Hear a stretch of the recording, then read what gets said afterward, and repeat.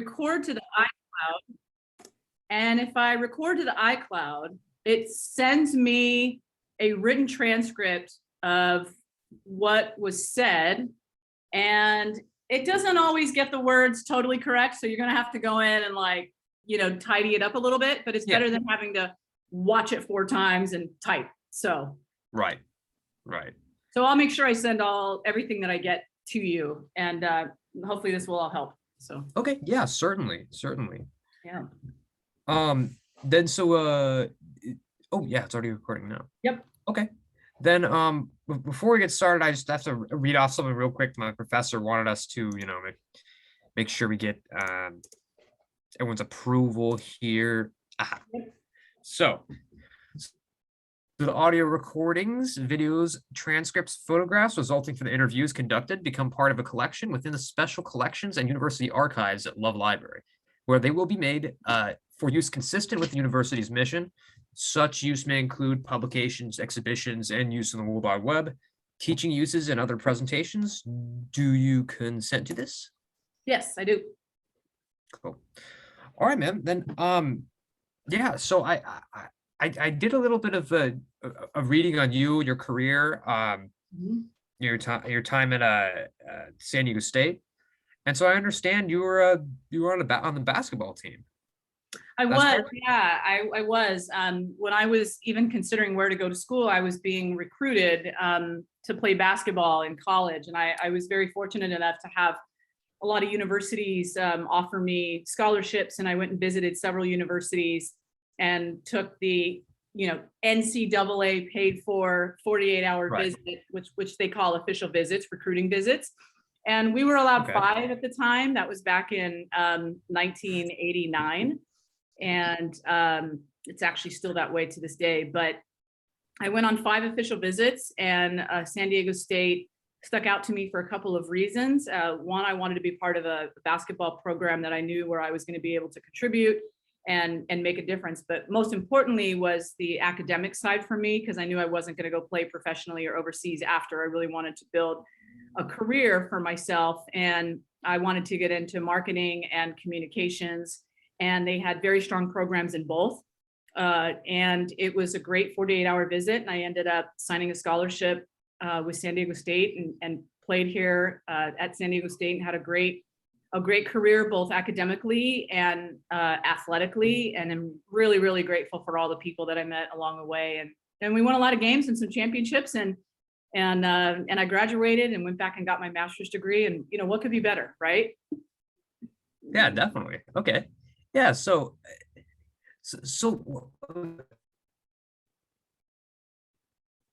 mean, what do you think that it was fundamentally that stuck out to you about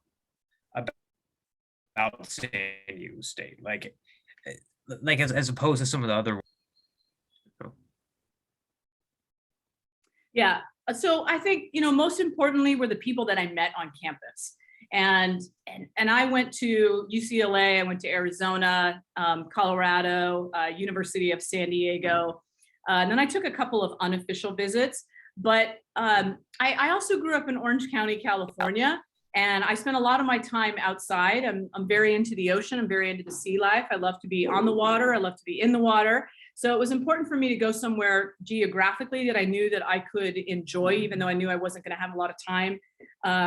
Making a commitment to be a basketball player, to be a Division I athlete was a big commitment. And there's not a lot of time, but in that time off, I thought, I need to go to a place where maybe I could build relationships and that I could enjoy that environment, that physical environment, and see what it brings me potentially after college. So geographically, it was very desirable. And I felt very comfortable moving away from home. I really wanted to get away from home and move out of Orange County in that area and get to a new place so I could, become independent and grow as a person.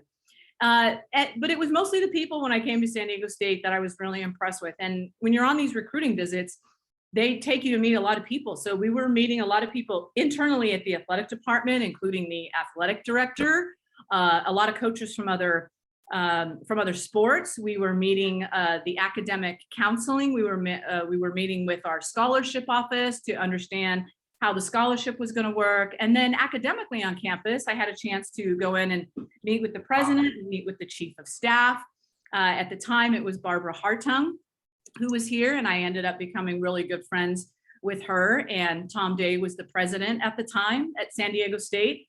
And then I got to go into the marketing and communications academic areas where I met with professors and academic advisors. And I felt like there was something about the way that they wanted to take care of you and the way that they wanted to see you succeed, that you weren't just somebody else coming in and another player, that they had to, sort of help. It was a very personal visit, and it felt very comfortable for me. So it was definitely the people that stood out, and the very good energy. Well, what's interesting about you saying that is that was actually in some ways my experience too when I, first did a tour here at San Diego State. But yes, okay. Good. People are important. We spend a lot of time around people, right? So I'm not surprised that you had the same interaction. Oh, definitely. I mean, it makes or breaks a university. Frankly, it makes or breaks any group. Yeah. Okay, tremendous. So, so you played from if I have this correct, from 1990 to 1994, correct? I did. Those 4 years. I did. So, what was your experience like on the basketball team itself? Like, what's something that stood out to you? Well, we weren't very good when I was coming into play, and I knew that we were building a new program, and the head coach at the time was brand new. And so I was coming in to play for a coach who had left a wonderful program in University of Colorado and took the head coaching job here at San Diego State. Interesting. She wanted to build something special. And so I became part of being able to create something. I wasn't coming into something that was already established where I felt like I had to make sure that I fit in, and where was I going to fit in? And there's nothing wrong with that. And there's nothing wrong with great history. Of course, I could have easily gone to UCLA and followed in Ann Meyer's Drysdale footsteps, right? Or Denise Curry, or the many great UCLA Bruins that went to women's basketball there. But it was slightly different. And the thought of being able to be part of building something and being that sort of base foundation and that building block was very special. More importantly, I think too, was what ended up becoming very special that I didn't really understand at the time was I was the very first player to ever sign a scholarship with that particular head coach. And her name was Beth Burns. And really, she had always been an assistant coach at other places. She had never recruited as a head coach. She recruited as an assistant coach. But when I signed the scholarship, it was a special time for not only me and my family, but for her as well, because I was her very first recruit who signed and committed to play at a program under her tutelage. And that's kind of a big deal for a coach, is being able to say, that's my first kid right there that I'm going to make sure that I see through. And ultimately what happened was, you don't know those things at the time, but we established a great friendship, and she made me a better player than I probably should have been. Coincidentally, she recruited me when she was an assistant coach at these other universities. And so it's not like she didn't know who I was. She always said, and will tell you to this day, that, you were my first phone call because I already knew who you were. I was coming from different programs recruiting you since you were in 7th grade, which I had been recruited from a very young age. So. Oh, wow. So you had started that young in basketball. What was your experience in that? Like, how'd you get into it at first? Yeah, I was a real athlete when I was young. I just loved the idea of sport. I was gifted with God-given ability that really can't be explained. But I think I surprised a lot of people because I was really committed to playing softball, and I spent most of my life at the softball field. And my parents had hired a private pitching coach and a private hitting coach to work with me for several years. And I was a bit of a softball prodigy. And, my goal was to go play softball at UCLA.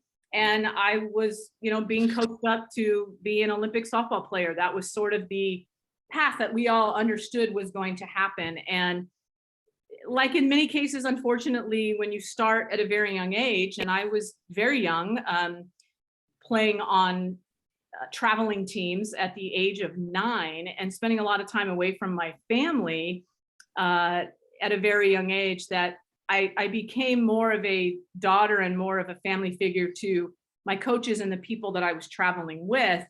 And I just hit burnout. Yeah, I just hit a real big burnout phase. And I had started to grow while I was playing softball, started to grow for a love of craving other sports that I thought, if I'm really this talented and just have a lot of athletic ability that was gifted to me, why can't I do those? And I started sort of dabbling in those. And when I was in junior high in 7th grade, the basketball coach saw me just messing around on the basketball court and came over and started talking in my ear. And in 9th grade, I quit softball and kind of shocked a lot of people. And I completely made a flip and went to basketball and ended up being very good at it and having a really good career. But it was a shocker to me, to myself, and to a lot of people. So we even still talk and laugh about it to this day. So that's really interesting. Huh. Did you find that your skills that you sort of developed in softball kind of translated well over into basketball? Yeah, there's a lot of pragmatic application there, and I think transferable skills is, super important. There's absolutely no question that, when you're defending on the softball field, that you're using your hands and your feet, because I was a shortstop and also played third base, but I also pitched a little bit. So shortstop, you're covering a lot of ground, and there's a lot of hand-eye coordination just to catch and throw and, make sure your footwork is right. And of course, that's really critical in the game of basketball. I had a lot of length. I have long arms, and I don't have necessarily, longer than average legs, but I have really long arms, and was able to have a long reach. And so I could throw well, I could shag, balls that probably couldn't be chased down. But all of that transferred really nicely to the basketball court when you're playing defense. And I think too, when you're hitting in softball, you're having a pitch come at you at 60 miles an hour, and you're swinging a bat from 40 feet away, and you're trying to make contact. And there's a lot of coordination that has to be done there, a quick reaction, and loads and things like that we all were taught and learned and really honed our skills. So a lot of that came natural to me, and it really worked well in the basketball court. Okay, interesting, very interesting. So you mentioned earlier when it came to softball, you kind of reached like a point of sort of, I guess, burnout there. So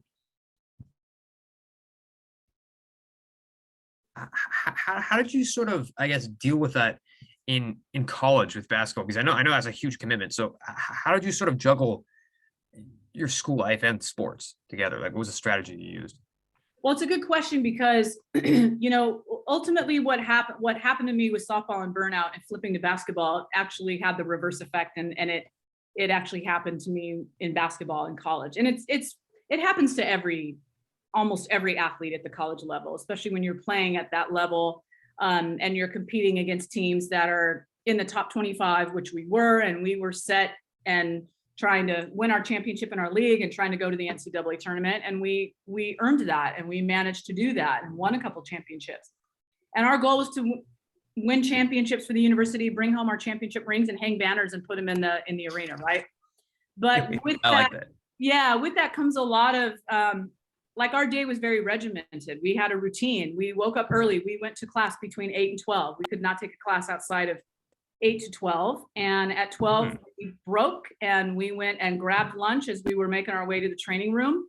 And we got taped. We got any pre-practice treatment that we needed. And then we went in, got changed, and we practiced from 2 to 5 every day.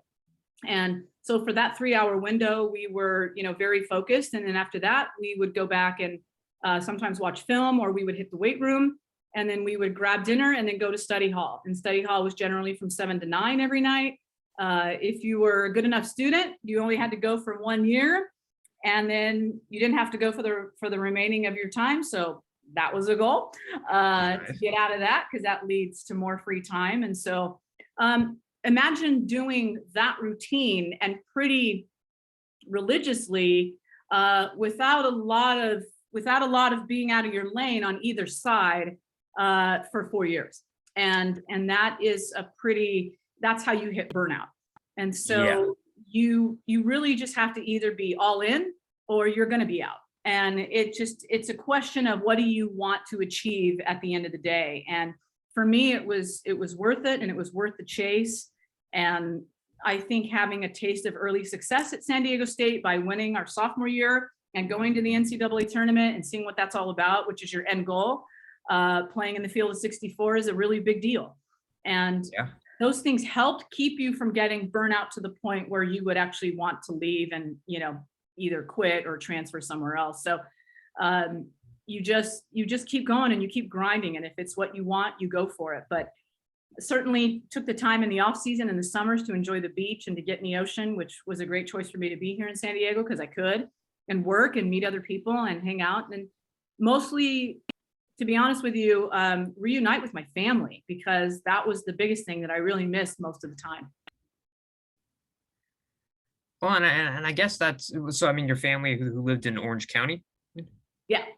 Mm-hmm. Well, I mean, that's okay. Yeah, I mean that's actually then perfect location for San Diego. It's not that far a drive at all. Yeah, 2 hours, and there just was never a window where we could leave during the season to go see them, unless it was a quick visit from them or they came to the games, and you came to all the games. But when you're training, you can go home for a special birthday, but you got to get up the next morning and get back because you got to be at class at 8, and it's there's just no wiggle room there. And then during season, you're traveling, we're gone all the time. So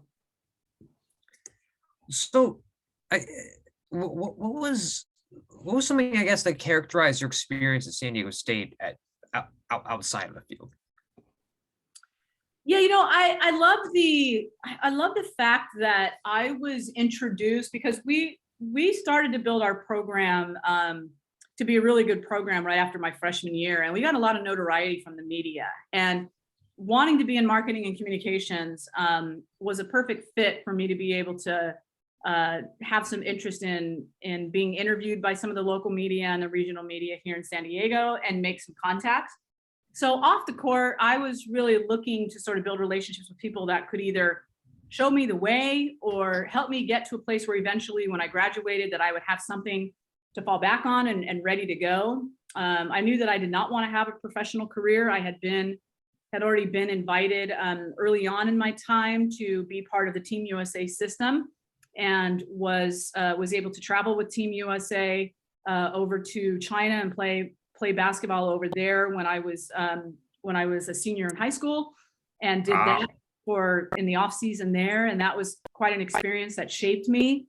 And so I was getting basketball all the time, and it was really starting to get to me to a place where I was like, I got to start thinking about what's going to be after. So the connection between basketball and media and the community coming to our games, because we were good and we were fun to watch and we started selling out Peterson Gym, allowed me to meet people and that were not involved in basketball in any way, that were involved in other things that I thought maybe I was going to have interest in later on in life. And so that became a real bonus for me. And I started to hone those relationships and build those partnerships and relationships with people here in San Diego. And it was one of the best things I ever did, because it ultimately allowed me to have my junior and senior year internships at Channel 7 and at Sports 690 Radio at the time.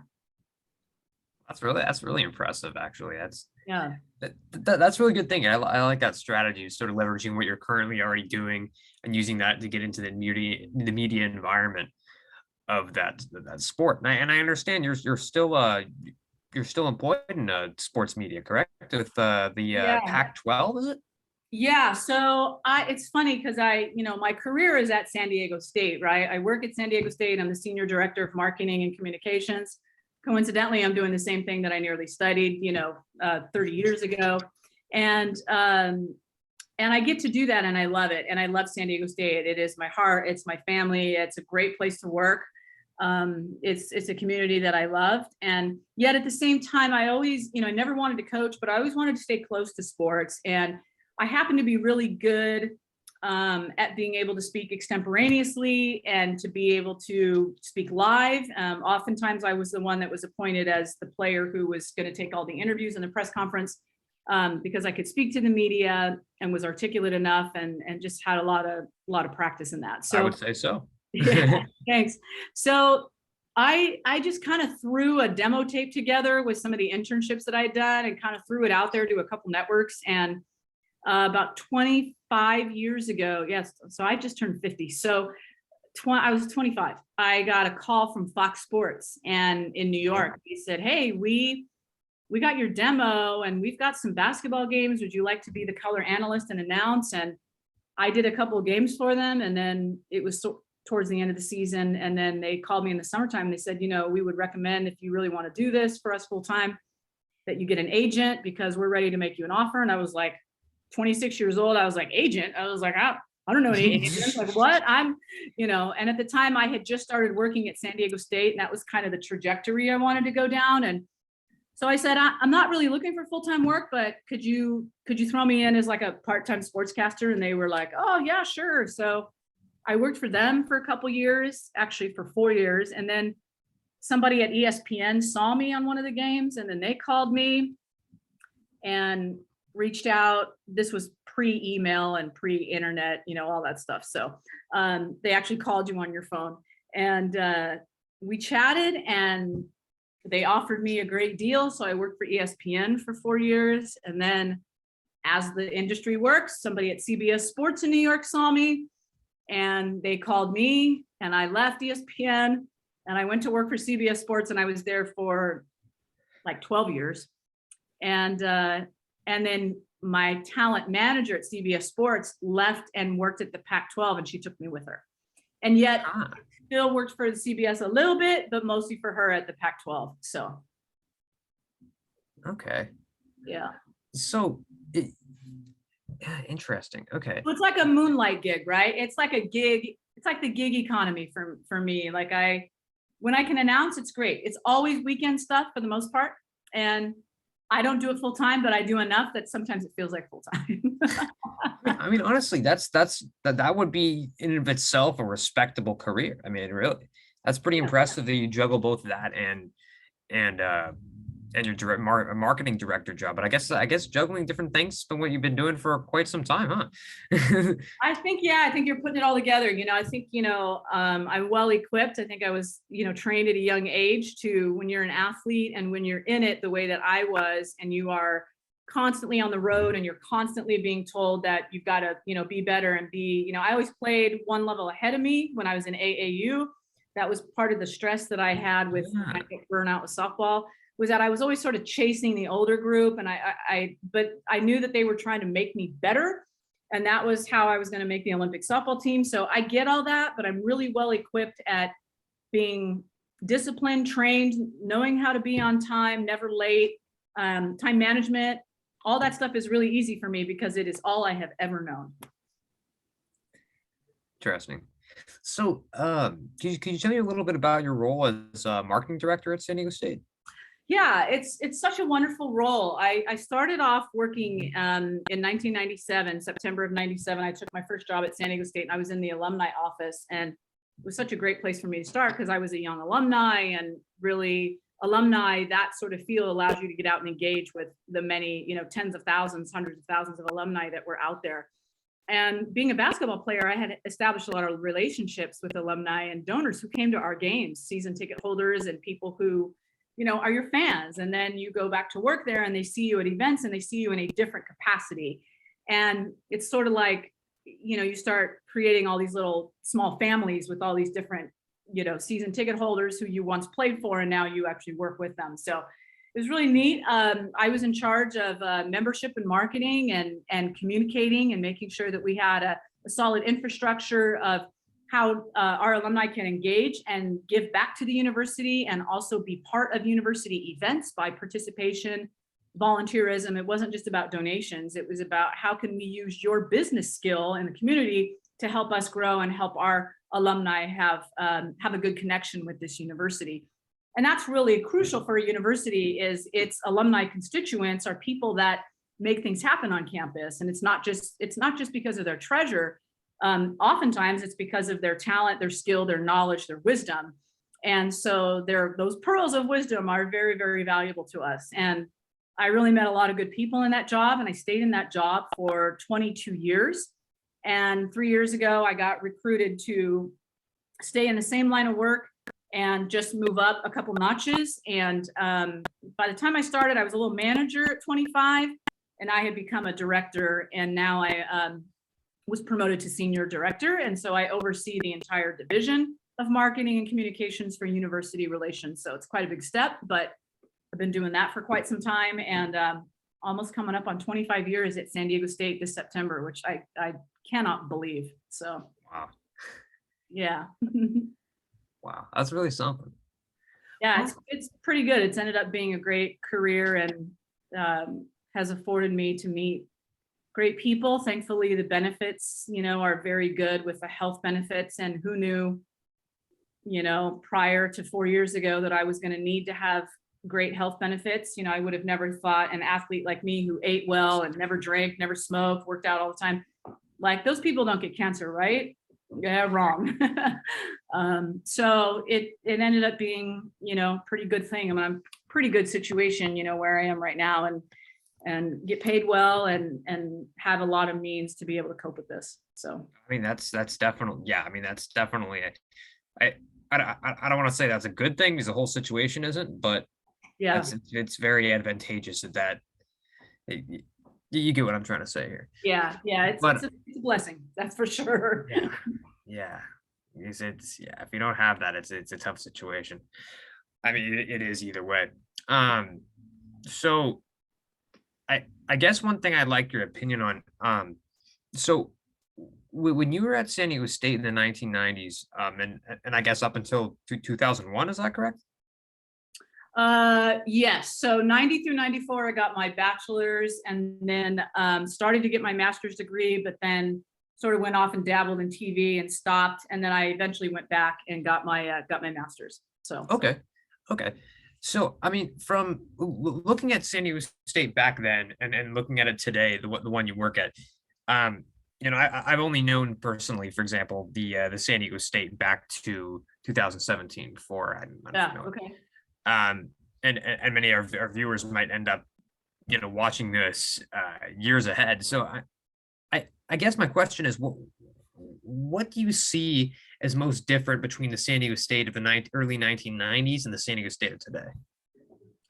I think the most natural thing is physically, right? And the spaces, and there just were not the spaces that we all can enjoy today. And I think what is remarkable is that, and sometimes this doesn't always happen, but it's happened at San Diego State, is that the same great people are still working and still coming through San Diego State. So whether they're new employees, they're still great people. So we have that sort of steady flow of staff and faculty that keep rolling. So that hasn't changed much, although faces have changed. We still have that great sort of camaraderie and family atmosphere, and everybody says, we take care of our own people, and we do. But physically, for sure, the spaces have changed. And whether or not that's, imagine the student union that I grew up with at San Diego State compared to the one that was launched in the Conrad Previs Student Union, and how amazing that was. And you got to enjoy that. You've been a recipient of that. That was not the same student union that we had. And while I won't say the Conrad Previs is better, it's just very different, and it looks different, and it has different offerings.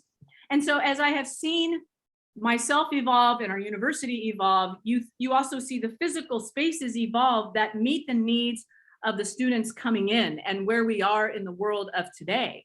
And as those spaces are created, and as those opportunities are created, and the programs within those spaces, you see that evolution of how we meet people where they are.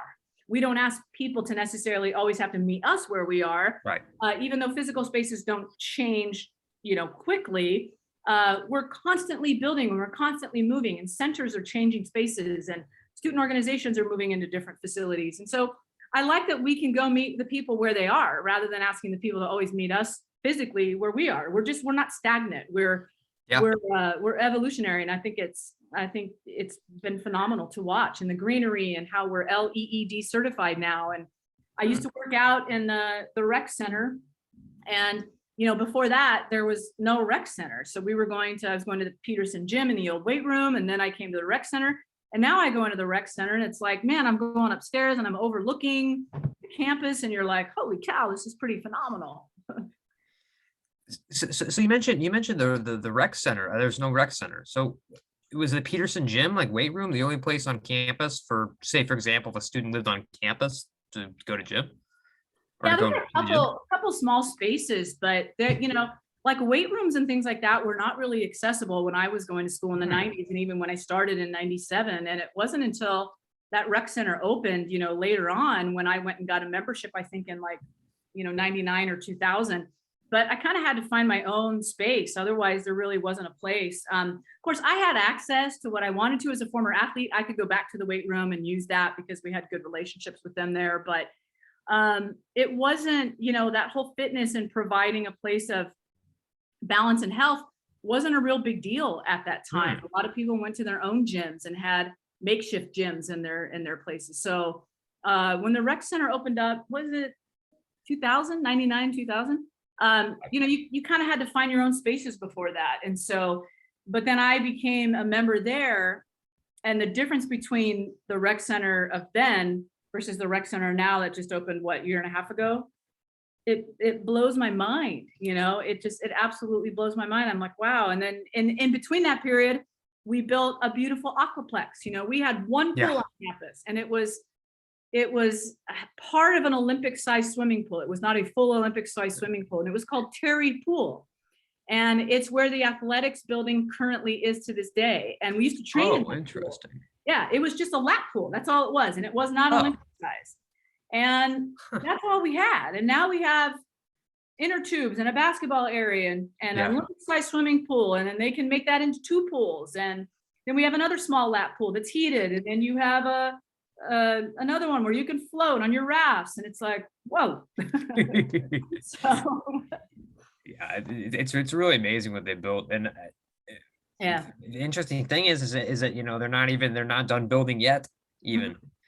So I think it's when someone listening to this 5 years, 10 years down the road, it's 2022 right now, but in 2025 it's probably going to look different yet.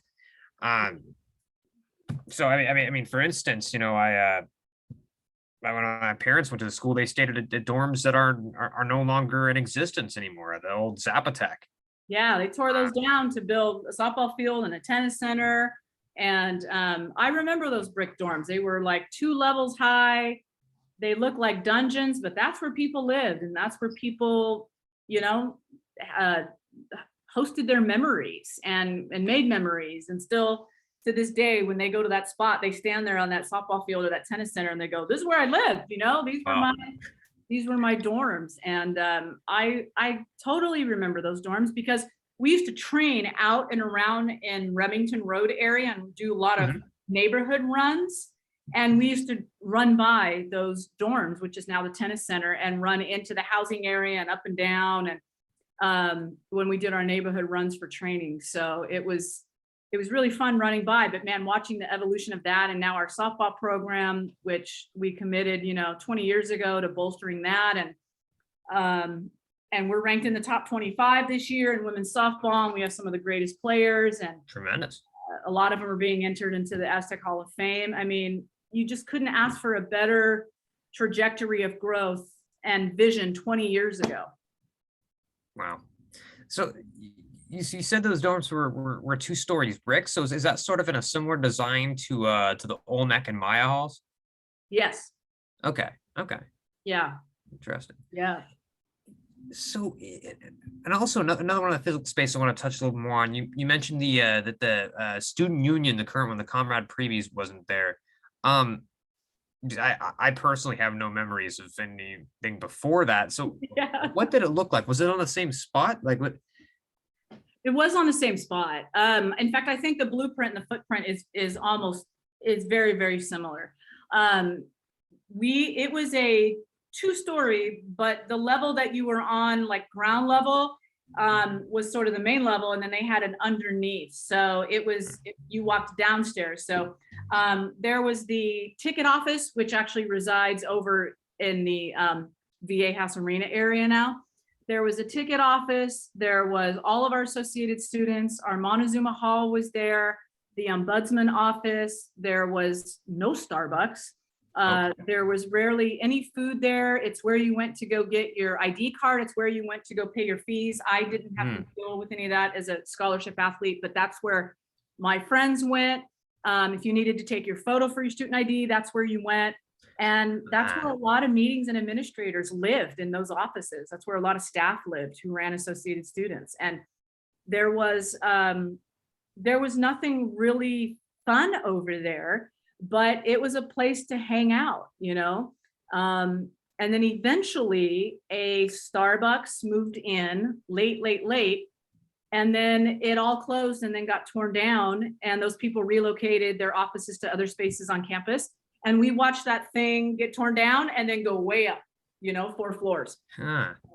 Yeah. That's really interesting. It's almost as if, you know, there's somewhat of a change in the philosophy as to what the general purpose of a student union should be, from I suppose a central bureaucratic building where the central bureaucracy of the school would be located, where you get your pictures and etc. taken, to more of an area that serves, I guess, the atmosphere of student life, and hosts, you know, I guess rental rooms for clubs and such. Yep. It is a nice mix of that. I like the fact that there's so many eateries and that you can dine there, and that there's a lot of open space. I mean, the whole center of it is the Goldberg Courtyard. And I love that Goldberg Courtyard because it looks loungy, right? And it's got some lights strung, and you can see up into the architecture, which is very iconic and very similar, and really flows nicely with the rest of campus, but is a little bit more modern than the old Hepner Hall, which was an iconic building and still is to people of my age today. But it has its own place for people to visit, you know, the Starbucks, and then the Habit, and then there's a convenience store, and then you go up, there's a bank, the bowling alley, Montezuma Hall is up there, there's a theater, a lot of the offices for Associated Students, and some of the student orgs are in there. It really just has a little bit of everything. And I think what they did was they just brought that all kind of home for our students. And I think it's also a central sort of pass through for a lot of people, because a lot of people will come across that footbridge and pass through it and either stop or not stop. But I think it's a home, but it's also a great pass through. It certainly has become another center for campus, if you will. And it kind of sits up a little bit, and kind of, if you get up on that next level, you can kind of oversee this beautiful walkway down to the bookstore, and you can oversee a lot of spaces on campus. And, you know, what a more beautiful way of honoring our campus than to be able to build up, because we're already on a mesa, to build up and to be able to have those views, you know, which I think are so beautiful. Yeah, no, I definitely agree. So at the time, you mentioned there were fewer dining options on the campus. Is that the case? Well, what was the situation there? Did they have Aztec markets yet, or did that not yet exist? So when I was going to school, we had cafeterias. We had like true cafeterias of like what they called dorm in those days. And we have since we changed our terminology. We no longer call residential halls dorms. We call them res halls, residential housing. So it's more comfort. You know, when you think of a dorm, you think of 4 brick walls with 2 beds with no space, you know, and so the whole terminology changed. But we had dorms and we had cafeterias that were attached to those dorms, but not physically attached. They were like, okay, this cafeteria is where you would eat if you lived in these dorms on this side, because it was the closest cafeteria. They're open to anybody, but it was sort of like that's where you went if you were there, because you were on the west side of campus or the east side of campus. So, okay. But we did have this one really cool thing, and I have to mention it because I don't know how many people remember it, but it was kind of our go-to place, and a lot of athletes used to hang out there, and it was called Aunt Mary's Coffee Cart. And, you know, in the early 90s, like, coffee was not that big of a deal, not certainly the way that it blew up in the early 2000s, the way that it has, you know, but it was just a basic little separate kind of cart. And it looked like one that you might see at Disneyland or Knott's Berry Farm, where it kind of opens, you know, and there's a little window, like some wagon wheels, and it's called Aunt Mary's. And the colors were yellow and brown. And that, I don't know who owned it. Some lady named Aunt Mary, maybe, I don't know. but it had the best coffee and the best muffins. And that's where we used to kind of all go. The athletes used to kind of go congregate right in front of this cart. And I was not a coffee drinker at the time in the 90s. I am now, but not then. But we would get, muffins, or we would get, and by the way, there was no machines to make macchiatos or anything like that. So Right. we were either drinking like milk or coffee or water, so there was not all these other foo-foo drinks.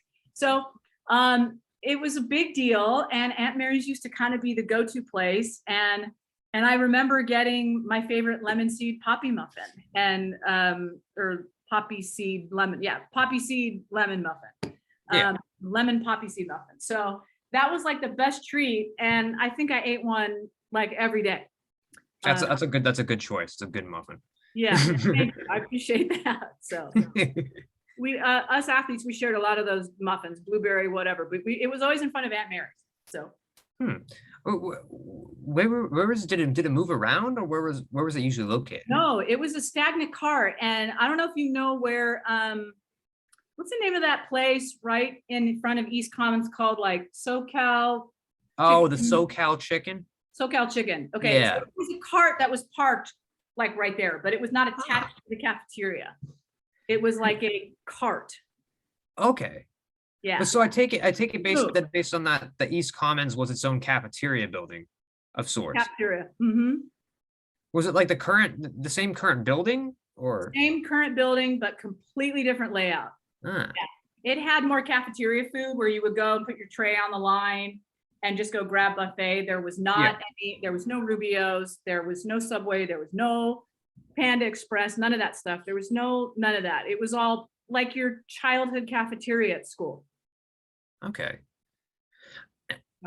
And so if you wanted to get like other types of food, would you have to go down to the area by the footbridge on College Avenue, or would you already have to go all the way down, to El Cajon almost? I mean, McDonald's was there, and that was, and the taco shop was there, 7-Eleven was there. Okay. That's it. Domino's was not there across the street on College, but McDonald's, which is recently been torn down on Martina, that was another hangout. 7-Eleven, and then what is it? Rogelio's Taco. Taco right by the gas station. Trujillo's. Yeah, Trujillo's. Yeah, that was there. So, and that was it. Wow. Huh. Yeah. Okay. Interesting. No Starbucks. So I understand, and now this has been more in slightly more recent times. I understand you've created a cancer fund. I have created a fund. Yes, and it is probably one of the most important things I've ever done at San Diego State. And I've been involved in a lot of projects, a lot of important initiatives and campaigns in my nearing 25 years there, but it's probably the most important, it certainly is the most meaningful. And I'm proud of it, but I can't fully take credit for it, because when you create a fund, you need funds to be able to then distribute to students. And so I have to say that it's so timely that you asked that, because we just met with a donor yesterday who handed us a check for $208,000 for the fund. It just blew my mind. We were at dinner with him, but so I was diagnosed in September of 2017 and immediately thrown into rigorous treatment that was going to take the better part of an entire year. Chemo, surgery, radiation, the whole works. And so I went through all that, and as I was going through it, I was really paying attention to kind of what was going on in my surroundings at the cancer center up at UCSD, and I was at one of my chemo treatments, and I saw this girl as I was getting packed up with me and my family and my friends. We were getting ready to leave, and kind of pulled the door open and was walking out. This girl was being pushed in a wheelchair into the infusion center, like she was just coming in to start. And I assumed her to be 14, 15 years old, assumed that her parents, the people that were pushing her and with her and holding her stuff, and you're there all day because your treatment takes a really long time. So you bring stuff, you bring treats and snacks and books and, you know, all kinds of things. And usually the patient, we sleep and the family spends time doing what they do. So I don't know what it was, but I will not forget her face. I think about her all the time. I did not talk to her. I don't know who she is. I don't even know if she made it, to be quite honest with you. But she was very sick. You could tell she was very sick, and she was pale, and she had, you know, deep dark eyes. She was bald like I was, because we all, you know, we lose our hair and all that. And I just kind of thought, wow, like, you know, I'm 45, so I have a lot of life experience to lean on how to kind of get through this. But like, why her? Like, she's probably, it's terrible, you know. And I keep thinking, like, you know, here's a kid that probably was having slumber parties at her house and going to swim parties and birthday parties and having fun and doing school dances and things like that, and all of that just completely taken from her. Yeah. And as I was driving home that night, I kept thinking about her, and I thought to myself, it dawned on me, oh my gosh, like, if that's happening to her at a young age, what must be happening to our students at San Diego State? And like, all of a sudden, like, a light went off, and I thought, oh my gosh, like, what do they do when they get cancer? Or what do they do when their mom is like me, who gets sick and then they can't afford to pay tuition and housing anymore because they have to pay medical bills, and so the student has to drop out. So I started asking a lot of questions at school with my administrators and the people that I knew. And I said, there's got to be a way for us to help. And I came up with the idea of creating a fund, and everybody liked it, but everybody said, you know, where are you going to get the funds? How are you going to fund it? I said, I'll go. That's always a question. Yeah, I'll go find the money. I'll go tap into all of these people that I built relationships with since I was 18 years old playing basketball. So this whole story kind of comes full circle about all the relationships I was playing basketball and getting out in the community, getting out ticket holders and getting to know them. And it's like, yeah, I know a lot of people because I've been around a lot of the same people for 25, 30 years now. And so the administrator said, we have one student right now whose mom is dying of stage 4 cancer, and he's about ready to get kicked out of school because he has like a $18,000 balance that he can't pay. And there's no dad in the family, single mom. So that was all I needed to hear. And I went out and put a marketing plan together, because I do have a marketing background and a communications background. So I knew how to communicate, and I just went for it. And we launched the program. That was in March of 2018 when I started having those conversations. In September of 2018, on September 25th, a group of us went up to La Jolla and launched the program. And I named the fund after my 2 doctors who are saving my life right now, to be quite honest with you. And we presented them with like a logo and surprised them. They were there, the nurses were there, the whole team was there, our donors were there. And we had one of those big checks, you know, the big presentation checks. And we already had $45,000 commitment from people. And the program took off, and it's been open for 3.5 years, and we've raised, well, after yesterday, we've raised about $800,000. Wow. Yeah, and 25 students have been the recipients of a lot of money. Wow. And it is the most phenomenal thing to be a part of. It's the greatest feeling in the world. So. Yeah, I'm glad to hear about that. 25. That's actually a really good amount, especially considering, you know, the costs involved, you know, per person. That's really tremendous. And everybody has a different need. Some students get, you know, tens of thousands of dollars because that's where they are. Some students only need a little boost because they have other financial aid. Some need 5,000, some need 9,000, some need 18,000, you know, some need 30,000. So we're committed, and we're doing it, and it's happening. So. Well, I hope you keep that up. I mean, that's an amazing thing you're doing. Thank you. And yeah, I love, like you said, how it goes along full circle. Yeah. You know, that's really remarkable what you've been able to do through connections, you know, and meeting people and talking to people. And just the power of sort of building connections and building networks. It's really substantial. Yeah, I'm definitely a people person, and I think a lot can happen when we're better together. That's sort of one of my slogans. We are just better together. And when you know a lot of people, those people know a lot of people who know a lot of people, and people want to help people. Good people want to help people. So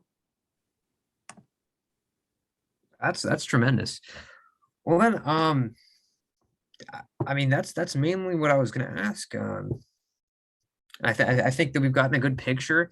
yeah, It's sort of especially the spatial evolution, at San Diego State over time, which I think is something that's really critical because the spaces where we're in affects our state of mind, affects how we interact with each other. That's a really important thing. And yeah, I'm glad I sort of got to tap into you, sort of, your memories as sort of a living resource, yeah, for how, a window into the past, because believe it or not, I mean, there's definitely photographs, obviously, of all these stuff, but all this stuff, but there's not as many, as there might be, because yeah. I don't think when people were taking the photos, they really realized this is going to be a very temporary state of being. Yeah. And video was not a thing. We didn't have phones to take video. Right. Imagine how simple it will be to document something like this in 75 more years, Right. because they'll have video of everything, and archives. We didn't even really know how to archive photos when we were living in the 90s. And there was no storage. There was no iCloud. There's hard drives, and those things have been demolished and gone, and they're in some landfill somewhere, if not, completely blown up spontaneously.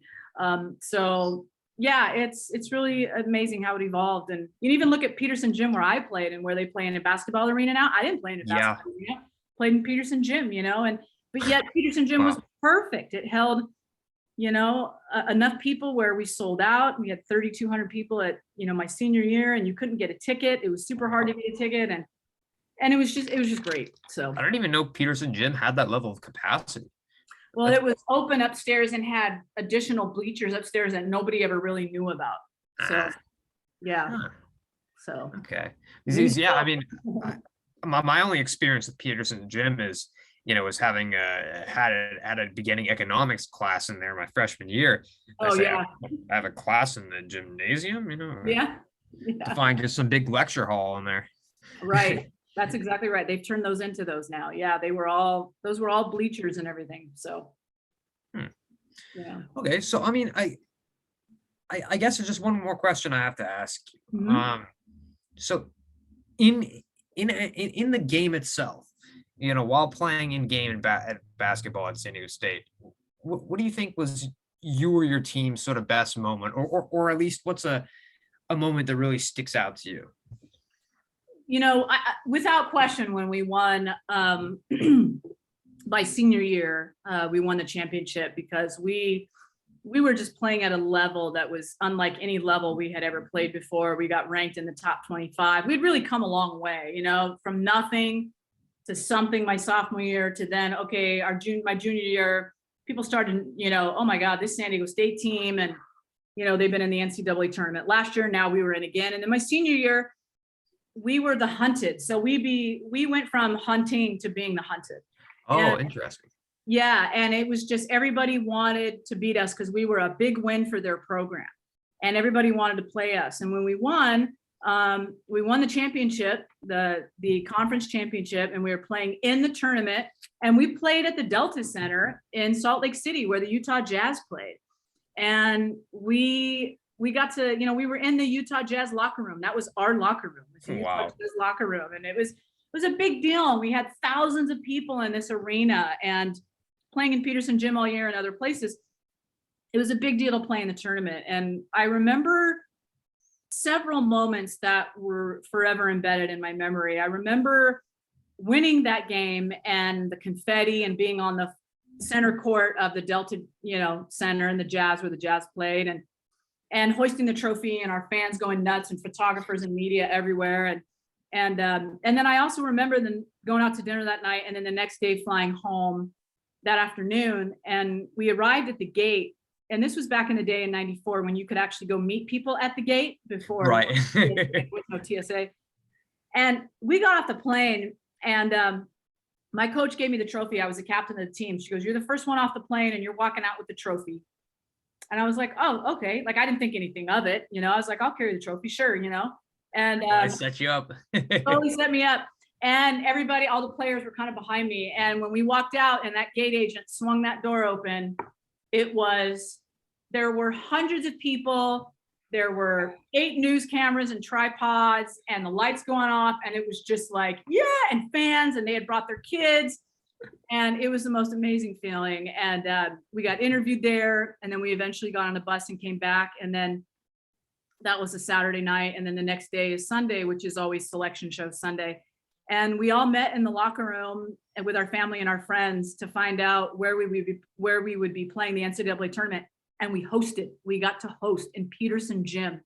Oh, wow. And that was the best way for me to end my college career, was to host the NCAA tournament on our home turf. Best way I could end my college, really to end my basketball career, because I did not play after that. It was over for me. And I mean, how great is that? So I mean, super great. So I mean, that's storybook stuff right there. That's really good. Yeah. Wow, I can actually picture that moment. You opening up the door, the whole huge crowd. I mean, that's something out of a sports movie. That's really something. Yeah. There's probably film and video of it, because I know it's on VHS somewhere, because we had a lot of people tape it. It's there somewhere. We might want to see if I can find those and maybe I know tear it up 7, with this in the archive. Yeah, I know Channel 7 would have it, because they were the ones, like Jim Lazovic and Jim Stone were there interviewing us. They were the sportscasters at that time. Oh my God, who's the blonde-headed guy at Channel 8 at the time? I forget him. Bauer was there from Channel 10. Oh my God, you just remember all of them. Rudy from KUSI was there. Yeah, there's these things you just don't forget. So. Wow. Well, dang. I mean, thank you so much. Yeah. Thanks for doing this project. It's really cool. What class is it? It's for Professor Cline's oral history class, history 587. Very cool. Very cool. Are you a graduate student or undergraduate? I'm undergraduate. I'm a senior here. Nice. And I guess sort of the point of it was to, I guess, chronicle some people who are alumni for San Diego State and their kind of experience here as time goes by. And in order to basically create an archive resource where everyone can go ahead and take a look at various oral history testimonies, and you'll be one of them among the group. Okay. Have you interviewed Jim Herrick by chance? Me personally, no, I've not. Okay. Yeah. I'm uncertain if one of the others has, but I can look into that and get back to you on that one. Yeah, 35 years he's worked at campus. So Jim Herrick. Well, what's his position? He is the assistant vice president. So. Oh, okay. Yeah. And he's a great guy, and I've known him. He was working in the athletic department when I was an athlete. Oh, wow. Yep. Okay, it's been a while then. Okay. And then he left athletics and came to campus. So. Wow. Yeah. All right. Yeah, I'll have to look into that, because he'd be a great interview to add. Yeah. And I mean, honestly, we're just trying, as the oral history is a field, we're trying to get as many people as information that's in their mind, that's in their memories, down on recordings, while we can. And I mean, if we had recordings of what people saw back 1,000 years ago, I mean, we would know 100 times more about history than we do. So, the way I see it, if people hopefully in the future have these recordings, they'll know a little bit more about our era. Yeah, that's great. That's wonderful. Well, thanks for doing this great work. And I'll send you, I should have all this stuff that usually emails me, the transcript and the document, within like 16 hours. It gives me the video, and I'm just going to send everything to your email. So perfect. That sounds great. Yeah. Thank you so much, ma'am. I really appreciate it. You are very welcome. Yeah. Good luck to you. Thank you. You as well, All right. ma'am. Take care. Bye. Bye.